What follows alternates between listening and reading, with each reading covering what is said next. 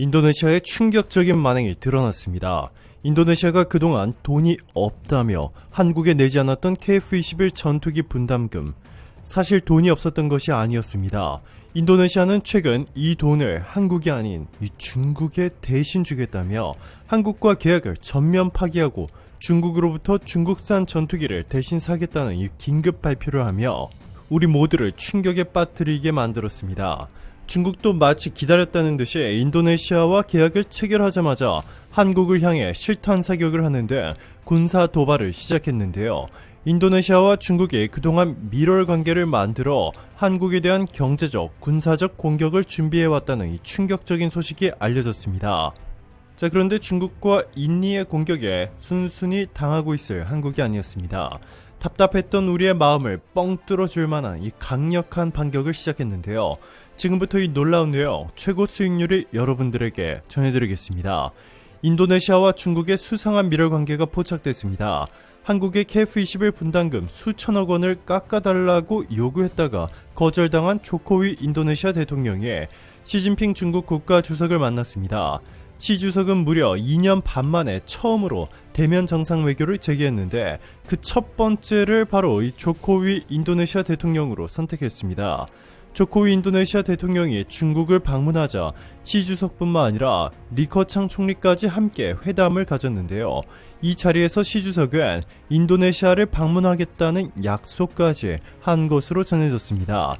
다른 아시아국 정상들과는 아직 대면 회담 약속조차 잡지 않고 있는 가운데 중국이 이렇게 인도네시아만 각별하게 챙기는 이유에 대해서 전문가들은 매우 수상하다. 현재 인도네시아가 한국에 KF-21 분담금을 내지 않기로 하고 이 돈을 전부 중국에 줄 수 있다. 중국이 인도네시아를 설득해 한국산 KF-21 전투기 대신 중국산 J-20 전투기를 인도네시아에 판매하기로 했다라는 충격적인 소식을 전했습니다. 더 충격적인 점은 인도네시아가 한국의 KF-21 대신 사려는 중국산 J-20 전투기의 가격은 1,300억 원이 넘습니다. KF-21의 가격은 700억 원 정도로 알려졌는데 이보다 2배 가까이 비싼 이 중국산 J-20 전투기를 구매하기로 한 것입니다. 성능은 한국산 KF-21이 중국산을 압도합니다. 해외 군사 전문가들은 KF-21이 중국의 5세대 스텔스 전투기 J-20을 압도하는 이유에 대해서 이렇게 말했습니다. 한국의 KF-21은 같은 F414G400 엔진을 사용하는 다른 어느 전투기보다 작고 가벼우며 심지어 미국의 5세대 스텔스 전투기 F-35보다 ing면 하중이 작다. 이것은 엄청난 이점이다. 이 덕분에 높은 가속력과 선회 능력, 고바등가 기동 능력을 갖추었다. 세계 최강의 기동성을 갖춘 전투기다. 사실 말도 안 되는 수준으로 훌륭하다. 핵심 기술인 레이더도 믿기지 않는 수준이다. 한국의 KF-21은 동시에 20개 이상의 표적을 탐지 및 추적할 수 있고 공대공, 공대지, 공대함 동시 탐색 모드도 가능하다. 이뿐만이 아니다. 무려 7.7톤에 달하는 무기를 탑재할 수 있는데 세계 최고라 불리는 한국산 초강력 무기 천룡 공대지 미사일과 KGB 공대함2 유도탄까지 탑재해 세계 최고의 5세대 스텔스 전투기로 등극할 것이다 라며 반면 중국산 J-20 전투기는 중국 정부가 홍보한 것에 비해 실제 성능은 한참 뒤떨어진다. 감히 한국의 KF-21과 비교할 수준이 아니다 라고 평가했습니다.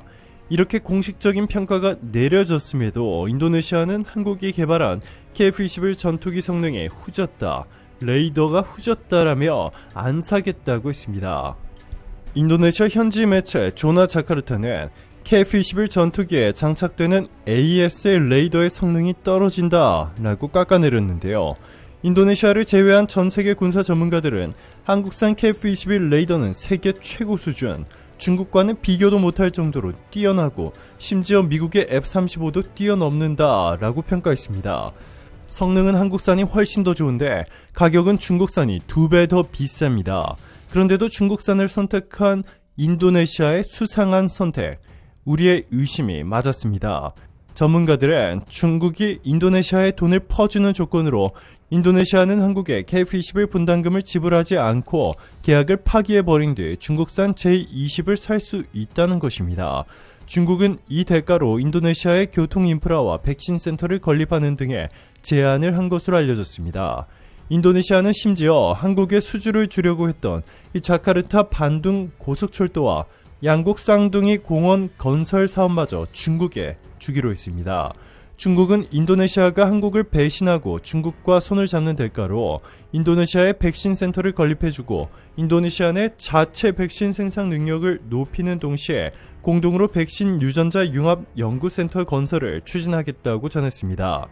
중국 왕이 외교부장은 중국과 인도네시아 양국이 상호 윈윈의 모범, 공동발전의 견본, 남남협력, 개발도상국 간의 협력의 선봉이 돼 지역의 안정을 유지하고 세계 평화 추진에 더 큰 공헌을 하기를 원한다라고 말했고, 이 루훗 인도네시아 장관도 중국과 인도네시아는 한국을 따돌리고 문명 공동체를 만들었다.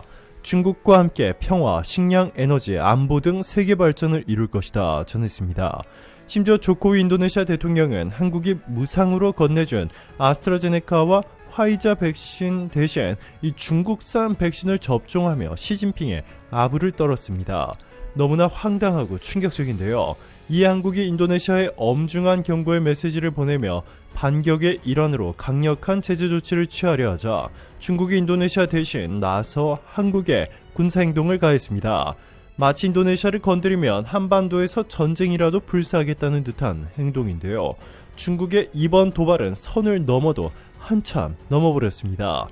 불과 며칠 전 일본에 미사일 5발을 쐈던 중국이 이번에는 한반도를 겨냥해 실탄을 쐈다는 충격적인 사실이 밝혀졌습니다. 낸시 펠로시 미국 하원의장의 대만 방문에 반발해 중국이 대만 무력통일 연습 성격의 군사훈련을 감행하면서 양안 중국과 대만의 긴장이 극대화된 가운데 중국이 대만 주변에 이어 우리 서해에서도 열흘간 실사기 훈련을 시작해 우려가 커지고 있습니다. 8일 중국 해사국은 지난 5일 홈페이지를 통해 6일부터 오는 15일까지 매일 아침 8시부터 저녁 6시 사이에 서해 남부 해역에서 실탄 사격 훈련에 나선다고 발표했습니다. 또 이 기간 해당 구역에서 선박 진입이 금지된다고 중국 해사국은 밝혔는데요. 한국 해양 영토에서 중국의 실탄이 대놓고 발사되고 있습니다. 얼마 전 공개된 시진핑의 급비 문서, 이 대만을 침공할 때 한반도를 동시에 공격한다 라는 충격적인 내용이 담긴 극비 문서가 미국과 유럽 정보기관들에 의해 공개된 바 있는데요.